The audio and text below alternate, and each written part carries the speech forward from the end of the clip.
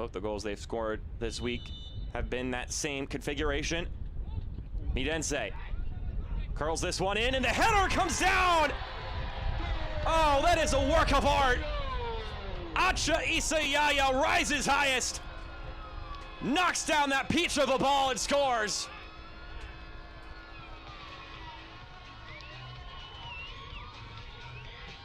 We are all tied up at 2 apiece.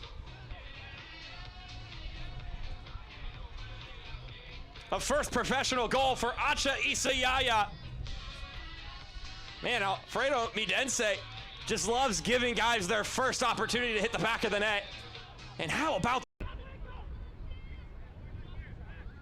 couple of step overs.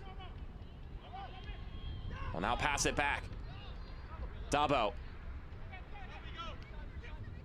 slips that one through. Siobhan John Brown plays it across goal! And it's a walk-in finish! Central Valley Fuego lead. Dembor Benson, all he had to do was waltz it into the back of the net.